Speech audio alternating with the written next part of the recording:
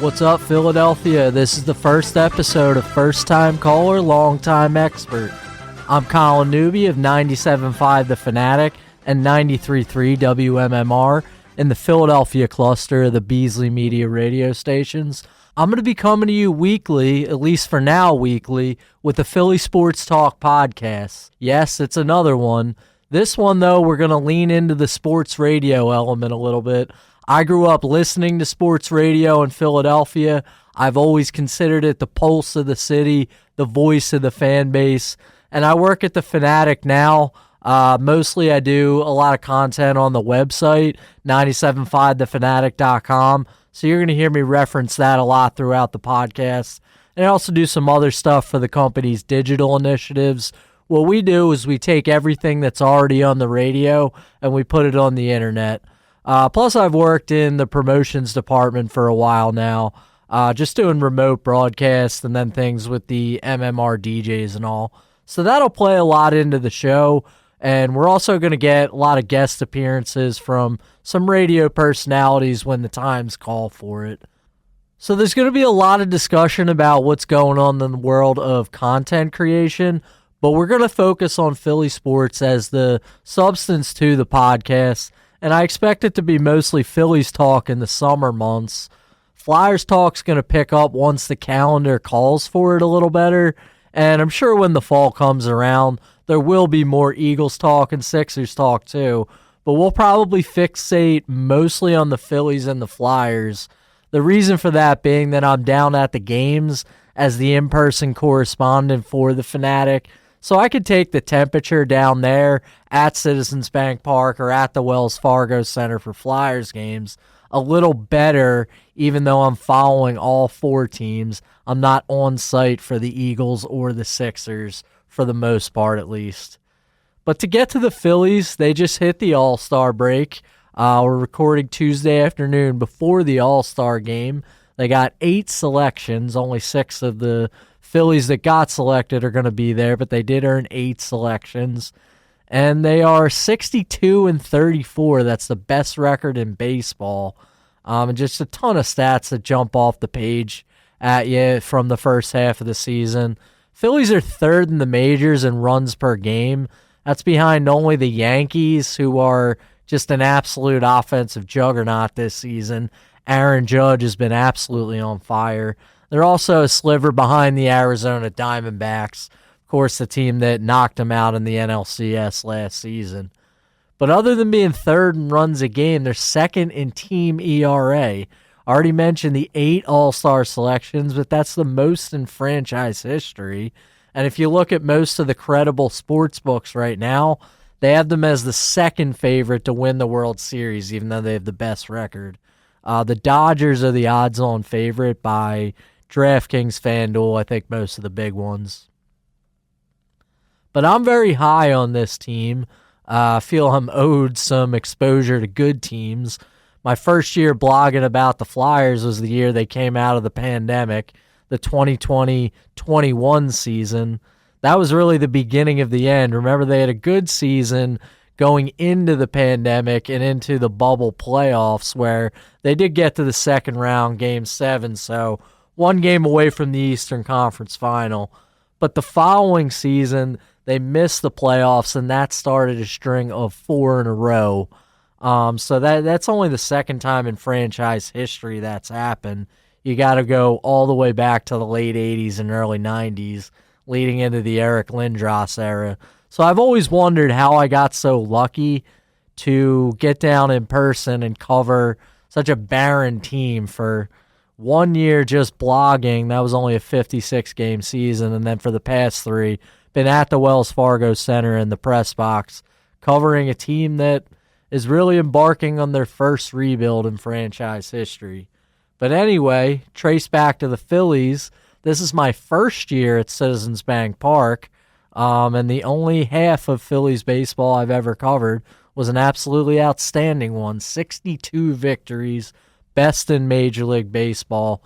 They're a World Series contender right now. I buy them as a very legitimate threat, one of the favorites, at least in the National League. And I'm looking forward to the chaos of Red October. just with the atmosphere that's been going on down at the ballpark in the playoffs the last couple of years, this city really is at its best as a sports town when the Phillies are good. When you have that Red October vibe, there's the crisp fall air, and the Phillies are in World Series contention. But to the midway point of the season, I wanted to break down each of the four biggest elements of this team. That's starting pitching, bullpen pitching, the lineup, and the bench. Because the Phillies have had really one of the deepest teams in the majors this year. It doesn't look like they have many weaknesses top to bottom, but I wanted to give a little scrutiny to each of the position groups here. And I wanted to first go into the starting pitching, because I think that's really what's carried them to this point. They put such an emphasis on getting off to a better start to the season as a team. Remember the last 2 years, 22 and 23, they had really bad starts, and they really didn't pick up until around June or so. So in spring training, the organization as a whole, Dave Dombrowski, Rob Thompson, all the key figures, really put a heavy emphasis on getting off to a good start and not getting into this hole that they've been in against the Atlanta Braves the last couple of years, where you're not competing for the division in the second half. You're really just setting your sights on a wild card. Part of that was to stretch the starters out earlier in the season, though, and that's exactly what they've done this year. You see Zach Wheeler, Aaron Nola, Ranger Suarez, and Christopher Sanchez. These guys have been absolutely outstanding, and these four can really go with anybody, especially in the playoffs. If you look at the league rankings in terms of starting pitching, the Phillies are just so high on the list and everything. They have the 3.22 ERA, which is first, the whip of 1.10, that's second. They're second in innings pitched, 555, second in strikeouts with 532. They have the best opponent batting average, that's 222, and they have the most complete games. And remarkably, in the modern era of Major League Baseball, that only means 3 complete games. They were all shutouts, though, and that's a testament to Thompson allowing these guys to go deep in games and the durability of some of these pitchers, especially Ranger Suarez, because he's looked like such a warrior at certain points in the first half of the season. Looks like Zach Wheeler is one of the favorites for NL Cy Young. I think most of the books now have Chris Sale of the Atlanta Braves. He had a big first half.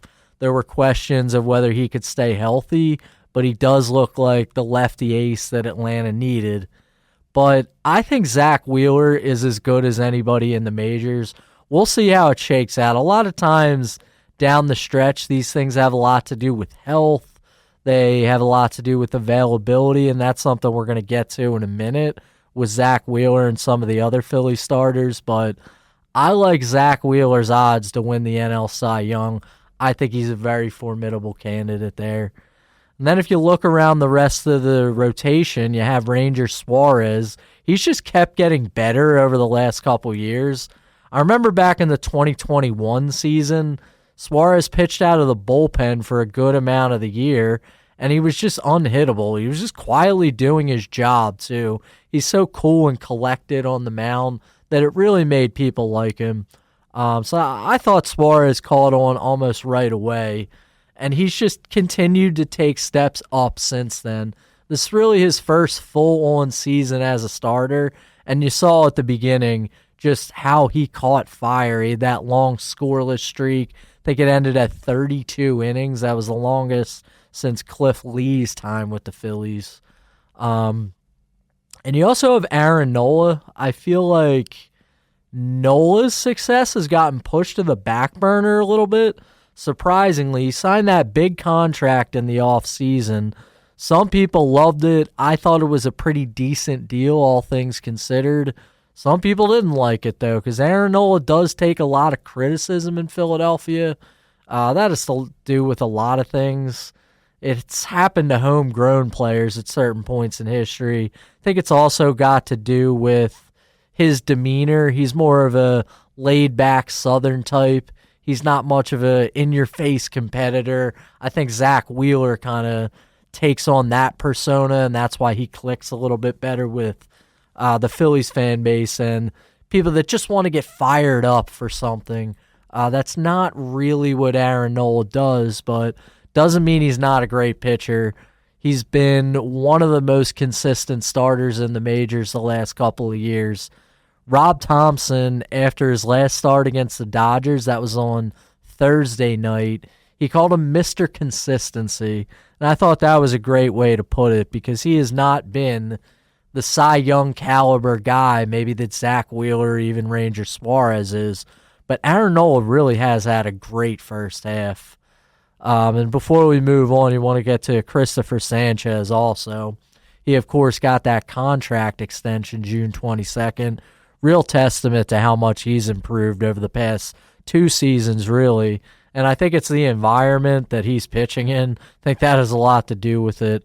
Remember the day he got the extension, he spoke through the translator, but he gave a lot of credit to Zach Wheeler and just making him competitive and saying that he learned a lot of things from Zach Wheeler. You've heard throughout the season that this starting rotation really works off each other. They almost compete to outdo each other, and I think it's very healthy competition, and Christopher Sanchez has benefited from that probably as much as anybody. The thing that you could worry about in this starting rotation, though, is lining guys up for the second half of the season. Zach Wheeler is experiencing back spasms right now. He's going to go 12 days in between starts. They're going to push him to the Minnesota Twins series. Same thing's going to happen with Ranger Suarez. So basically, if you're lining up your pitchers, Wheeler, Suarez, Nola, Sanchez, and then the fifth spot, who for now is going to be Tyler Phillips, they're going to start at 3, go 3, 4, 5 in the first series, and then in the second series start with Wheeler and Suarez. This is a move to get these guys rest, but it's going to be 12 days for Wheeler in between starts and 11 days for Suarez in between starts. So if this was a normal point in the year and it had nothing to do with the All-Star break, those guys could have gone on the IL and been off by the time their next starts happen. So there was a little bit of mixed messaging from the Phillies too. At first, it sounded much more precautionary for Wheeler. Did not sound like something that was going to require him to take 12 days in between starts. But that's what's happened. And Ranger Suarez got hit around, actually, in his last couple of starts. It was 15 earned runs in his last 15 and 2/3 innings. Also 22 hits there. And this guy had been on fire through long stretches of the first half, so he could really use a breather. I think that 11-day absence will probably do him good. And it looks like at some point, probably in August, they might go to a 6-man rotation, which I think is a good thing considering it's worked the past 2 years. But the one problem I have with it is they really don't have much starting pitching depth. I mean, they were leaning on Michael Mercado in that spot. I don't think he's a major league pitcher. He got shelled the other day against Oakland in that 18-3 game. They're going to go with Tyler Phillips for now, and that's, of course, a good story. You've probably heard by now he's a Bishop Eustace guy, grew up in South Jersey. I actually saw a picture on social media the other day, which I thought was great. He was with his father as a little kid at a Phillies game. I think it was at the Vet, but he was wearing one of the old giveaways, the Jimmy Rollins t-shirt, and it was the Rollins Steel Company. I remember having that shirt as a little kid going to games with my dad, so thought the throwback reference was absolutely excellent. But these guys at the back end of the rotation, they don't have a lot of major league experience, so you just don't know how much you can count on them. A lot of MLB teams use 8-9 starting pitchers throughout a year. Tyler Phillips, in starting on Saturday, I guess that was, he became their 8th starting pitcher. But you're missing Taijuan Walker and Spencer Turnbull. We'll see when they get back. I mean, Turnbull's timeline was at least in August, but you never know with long-term injuries with these guys sometimes. These things just tend to linger, and for a guy like Turnbull that's had so many injuries in his career, he's on an innings limit.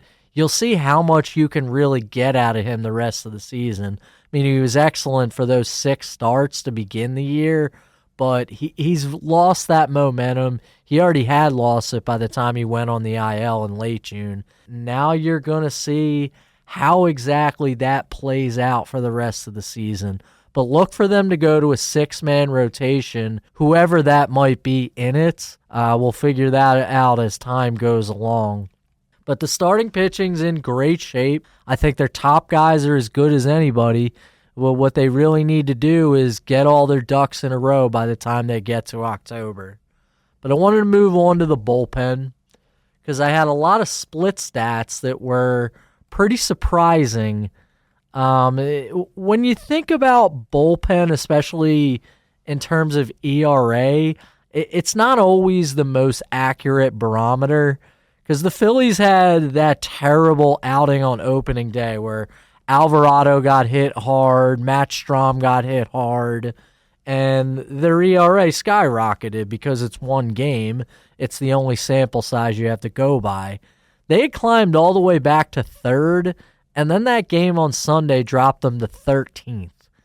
That day was absolutely horrible. They got pounded 18-3.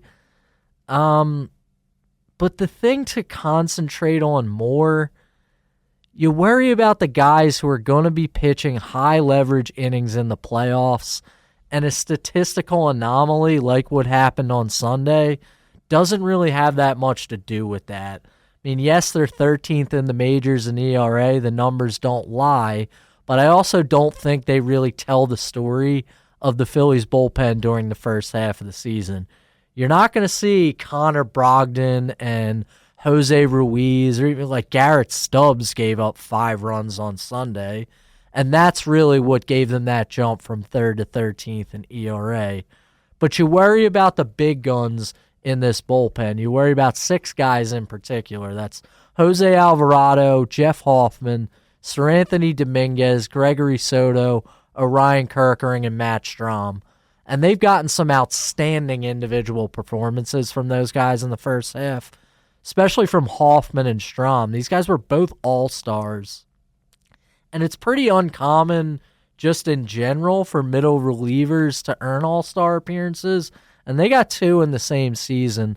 So that's a testament that these two pitchers who really came off the scrap heap last year ended up playing key roles in the bullpen for a team that went to the NLCS, and now they're looking even better somehow this year. The bullpen actually is one of the storylines to watch for in the second half. I think there's a lot of interesting questions that'll really impact the shape of the team headed towards the postseason. I heard Matt Gelb say yesterday about Gregory Soto. I think he's actually kind of a sleeper to maybe land that closer job.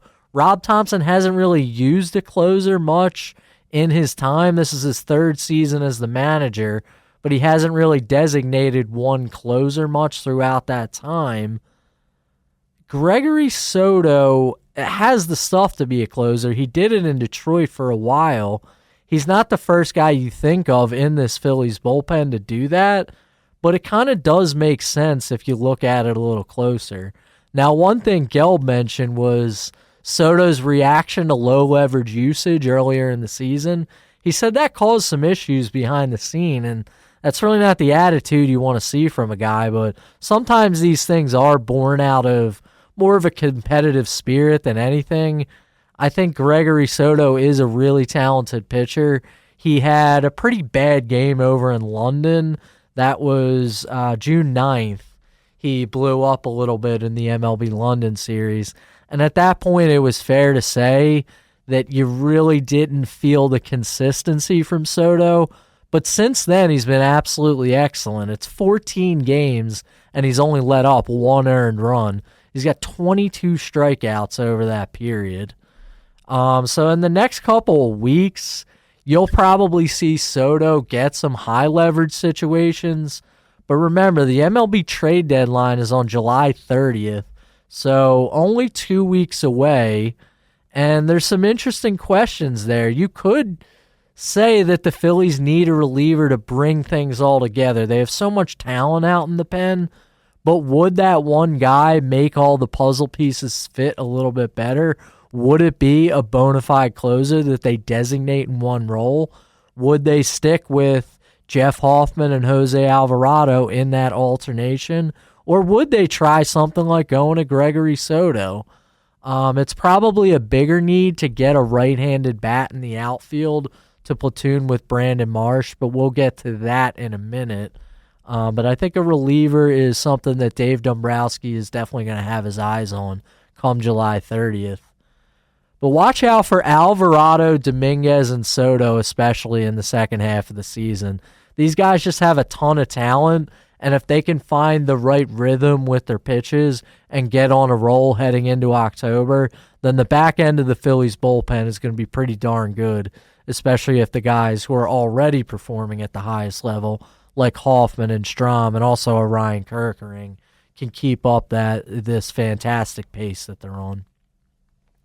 So I want to move to the offense now.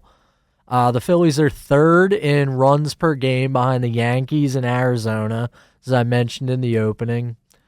But what I really wanted to fixate on a little bit more was the context of those numbers, especially looking at the injuries. So you have the pitching staff. I said they're second in ERA, but there's very few injuries there. Really only the fifth starter position has been rocked by injuries. Entering the season, if I had told you that Bryce Harper, Trey Turner, Kyle Schwarber, JT Realmuto, and Brandon Marsh would all go on the IL before the All-Star break, you would not have said that the Phillies would hit this well. Harper, Schwarber, and Marsh were pretty brief stints, but Trey Turner has been really probably the best player on the team when he's been in the lineup, and he missed, I think it was 38 games. JT Realmuto, you would have said he's the most irreplaceable player on the roster before he got hurt because there's such a big drop-off between him, he's a top-tier catcher in baseball, and then to Garrett Stubbs, a guy who's never really played much of a role in his entire major league career. I know they say he's a good clubhouse guy, but you don't want him ideally to be playing for an extended time here. But they really haven't missed a beat very much with all of these guys out of the lineup, and these are overlapping absences. It looks like Realmuto is going to come back after the All-Star break. So all five of those guys, Harper, Turner, Schwarber, Realmuto, Marsh, in the lineup at the same time. But even with those overlapping injuries, the Phillies are third in the majors in batting average, and they're also tied for third in OPS, and they're sixth in home runs. So all things considered, with the extended periods that these guys are missing, I think the offense is in great shape, especially with the breakout from Alec Boehm. I think he's just been completely outstanding. He's really reached the pinnacle of his development this year. As a third baseman, he's made a lot of improvements defensively, but offensively, this guy is a real joy to watch. One of his biggest strengths as a hitter has always been his ability to hit to all fields. I think his swing covers the whole plate, and he's very versatile that way. But this year, and I've heard Rob Thompson comment on this a few times, I think Boehm has developed the ability with his pull swing to hit for more power, and he's leading the majors in doubles at the All-Star break. It's an excellent accomplishment. He's not some big-time home run hitter, the best slugger in the league, although he did participate in the home run derby. But he's not the traditional home run hitter that way, but he's an excellent RBI man, and I think he fits what this team does so well that I think he's really in a great spot to succeed and be a key piece of this team if they are going to go on a World Series run. You've also seen some improvement from Nick Castellanos throughout the first half. He's improved his monthly splits, really. He got off to such a bad start in April. It kind of plummeted his numbers. He's been a little better lately. I think he's also been passable out in right field. He does his job, even though he's not a perfect outfielder. And I think you can also expect some improvement after the trade deadline. I mentioned a few minutes ago that I think they will acquire a platoon guy to pair with Brandon Marsh. I think Lane Thomas of the Washington Nats makes the most sense. He'd be a right-handed hitter who could face left-handed pitching, because Marsh at this point in his career, I think there's enough of a sample size to know that he just doesn't have that type of strength in his game. He's hitting under 200 against left-handers on the season again. And if you want to take a closer look at the splits, you can head to 975thefanatic.com. There's an article about how Brandon Marsh hits lefties and what the Phillies are going to do. Just click on that Phillies tab, find should the Phillies allow Brandon Marsh to hit left-handed pitching. But the splits are kind of alarming, and if you want to leave Brandon Marsh in there without many offensive expectations, you're putting him in left field right next to a center fielder who also doesn't really have much of an expectation on offense. I'm referring to Johan Rojas there. He's been great with the glove, but I just don't see it with the offense. He has room for improvement. He's a young player, so this could get better over time. But I think if you're going on a World Series run, I think you have to make a trade for one of those platoon players. I think Lane Thomas is probably the most likely, but I've also heard Taylor Ward's name thrown out there. Taylor Ward from the Angels, so that's one to keep an eye on also. I think you're going to see Dave Dombrowski make a deal there. One guy before we move on that I wanted to address was Bryson Stott. He had a really weak first half. I mean, that kind of floated under the radar, especially since he's gotten worse lately. He's gone into a slump. But I believe he's had some pretty bad at-bats, and sometimes, especially for a guy like him that doesn't have as much major league experience, it can be a confidence issue. He's just not in a very good rhythm up there. And I know on Saturday afternoon against the Athletics, he had just a dreadful at-bat, and you're thinking he's a better hitter than that. He went up and struck out on 3 pitches. All 3 pitches were significantly out of the zone. I think he fouled strike 2, but then he swung at strike 3, and he just looked hopeless. I think he's in a bad spot right now. You do have a deep enough order to where they're picking him up a little bit, but it doesn't change the fact that he's really struggling, and I think that's something to watch for in the second half also. The deep order that I mentioned kind of takes the pressure off him, but it hasn't been discussed much, and it could play itself out, but Bryson Stott really did not have a good first half. We're going to take a quick break, and then we're going to get to the bench to wrap up the Phillies conversation. Then we're going to get some Flyers conversation before we get out of here. Hang tight. If it's happening in Philly sports, Colin Newby's talking about it. Go with him behind the scenes of legendary sports venues with the best athletes and the most iconic media personalities of the greatest sports city in the world. Welcome back in. Colin Newby here of 97.5 The Fanatic and 93.3 WMMR, coming to you with first-time caller, long-time expert. The first half of the show, I told you about the Phillies' first half of the season. We went through the starting pitchers, the bullpen pitchers, and the lineup. I want to wrap that up with some bench conversation, and then I want to get to a little bit of Flyers talk before we get out of here, because there was the news earlier today. I'm coming to you Tuesday afternoon, this recording. There was the news earlier today about Alexei Kolosov. But first, the Phillies bench, and I remember back in spring training taking a close look at the roster. I considered this a weakness. Now, in Major League Baseball in the modern era, the bench doesn't play as much of a factor. You've always had the DH in the AL, but now you've got it in the NL, so pinch hitters become less common, and you're really not worried too much about the bullpen and making double switches and all that. So this isn't going to be the Achilles heel of any team, but it's one of those things to where one at-bat in the postseason can make all the difference, and if you don't have a threatening bat off the bench, then maybe you don't get that X factor. And the classic example to use here, just look at the guy who made the final out in Game 7 of the NLCS last year. It was Jake Cave, who's no longer on the team, but you want that kind of threatening bat off the bench, and if you don't have it, then you're probably not getting that big hit that can sometimes make the difference in a series. So far, I think the Phillies have gotten decent production overall out of their bench. They've gotten some short-term hot streaks, which I think is really important, and it's more important if there's injuries. And I said a few minutes ago, there have been a ton of injuries.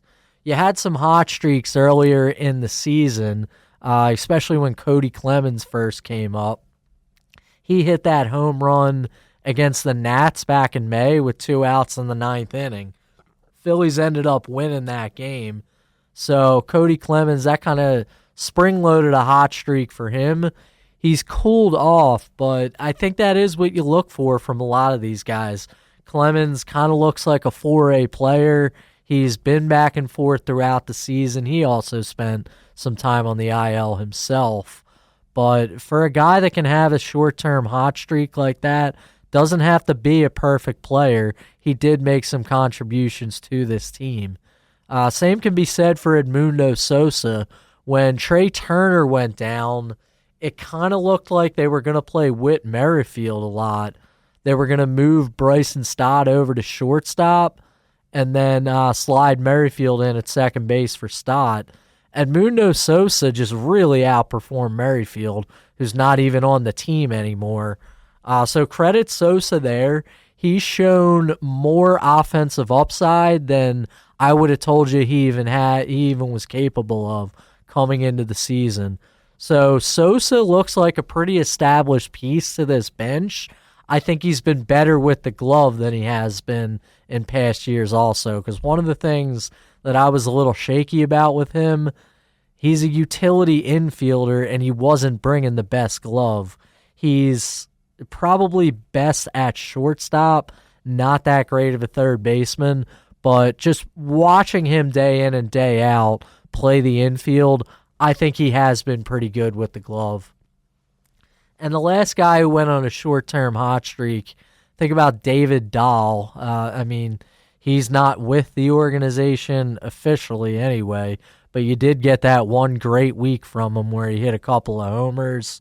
There are rumors that he could come back, but we'll see how that shakes out. Probably around the time you finalize the roster at the trade deadline, you will hear or not hear from David Dahl.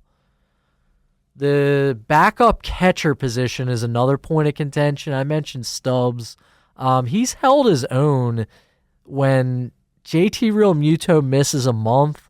Obviously not ideal if you have a guy like that out, but certainly not ideal if you have Garrett Stubbs as an everyday catcher. Rafael Marchand has come up and done a nice job. I think he's a much better baseball player than Garrett Stubbs is, but both of these guys have done a good job in Realmuto's absence. I think the clubhouse aspect means that the Phillies are going to keep Garrett Stubbs as their backup catcher throughout the season, but some of the beat writers have mentioned this, and I think it makes a lot of sense that Marchand is essentially auditioning to be the backup catcher next year. They want to keep Stubbs. You hear all the time people rave about the Phillies clubhouse atmosphere and how it's helping the team so much. I don't think you want to ruin that chemistry right now, and to keep Stubbs, I think, kind of keeps things in place, keeps things on an even keel for some of the bigger stars. So Marchand might be sort of a victim of circumstance in that sense, but I think you will see him go back to AAA once JT Realmuto comes off the IL. And they just released Whit Merrifield last week. He just simply didn't bring much. I know all the advanced stats had him at the bottom of Major League Baseball in bat speed, hard hit rate. I think he was just cooked. I mean, this guy's had a good major league career, but it didn't work out in Philadelphia, just to put it lightly. It was a bad signing. They gave him $8 million. In theory, it made a lot of sense.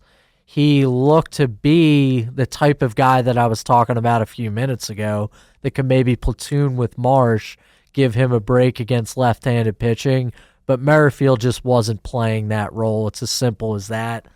And a guy that I think you also have to keep your eye on in the same vein, Christian Pache.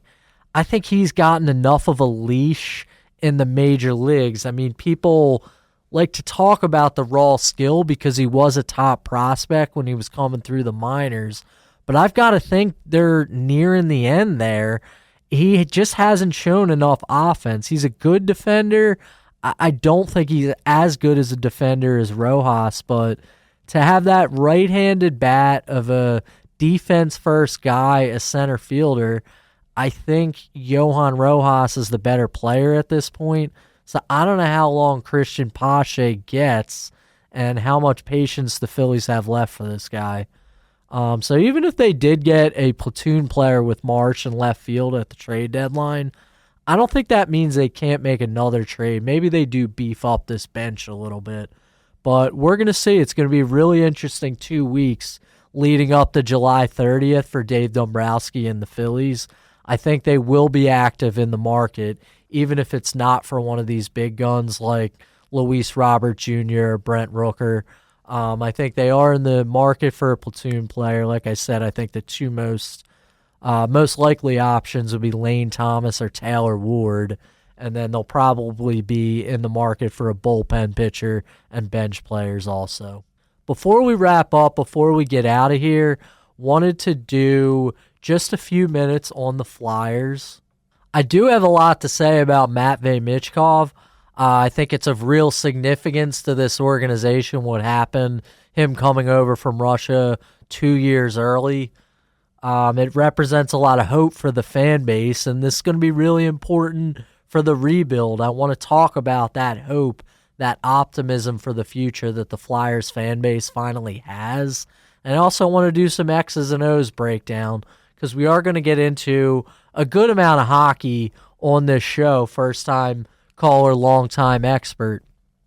But we'll get to that in another episode because with the Flyers conversation today, I wanted to focus on goaltending prospect Alexei Kolosov. Now today, which is Tuesday, is when I'm recording, we had some Belarusian reports come out that Kolosov's looking to return to the KHL. And I think just over the last couple of months, everything surrounding Kolosov, there's too much smoke for there to be no fire. I mean, this all started when the KHL season ended. Alexei Kolosov comes over to the United States. He's supposed to play in the AHL, and the Phantoms barely used him down the stretch. They have Cal Peterson, who really has no future in the organization. He was a salary dump and a guy who couldn't hold an NHL roster spot anymore, but he's the one who started for the Phantoms in their key games down the stretch in their short playoff run. Alexei Kolosov came over, one of the top goaltending prospects in the world, moves to the United States and barely plays in the AHL. After that, you have all kinds of rumors floating around that Kolosov's homesick, might not even want to pursue an NHL future. He looked like he could have been the starter for the Phantoms all year, but that's kind of up in the air now. And then he skipped Flyers development camp, and that's the thing that I really wanted to put my finger on, because when Danny Briere spoke about this, he was saying that he expects Kolosov in camp with the Flyers. I didn't think he sounded that convincing when he said it. Briere would want to put on a positive message to the public when that kind of thing comes up, but you have to consider here, Russian immigration in general throws a whole web of curveballs, or Belarusian immigration. He is from Belarus, but he played in the KHL last season. So you just have a lot of uncertainty there. I was thinking back to last summer when Cutter Gauthier didn't attend development camp over in Voorhees at the Flyers training center. The organization kind of pushed that off as, sure, we wanted him here, but it was no big deal. Obviously, in the end, you found out it was a very big deal because Cutter Gauthier was trying to force a trade the entire time, and they did know about it before development camp, so they were able to keep it under wraps once. But this year, I thought back, and when the Cutter Gauthier trade came out, I remember Travis Sanheim saying something in the Flyers locker room about the Jamie Drysdale trade and how they were excited to have somebody in the organization. But when he talked about Cutter Gauthier in particular, his words were very telling, and I'm going to read the quote here. The only thing I had heard was the development, of course referring to development camp, not wanting to be there. Obviously, as a player in this locker room, that was something that stayed with us. For as long as I know, you show up to development camp whether you skate or not. If he doesn't want to be here, we're happy to move on. Now that's a pretty harsh tone from a current NHL player. I guess you do consider Travis Sanheim a veteran now, speaking about a top prospect that hasn't even made the NHL yet. And you've undoubtedly heard all the chatter surrounding Cutter Gauthier. That's just been one of the biggest stories in the world of the Philadelphia Flyers this year. But to hear that tone and to think that they were that upset about development camp in particular, it doesn't spell good for the future of somebody else who deliberately skipped development camp the next summer. So Alexei Kolosov could very well come over to the AHL, and I could be spinning a web of conspiracy. But I just think there are too many warning signs here to think that this Alexei Kolosov situation just blows over with no repercussions at all. And remember, this is one of the top prospects within the organization.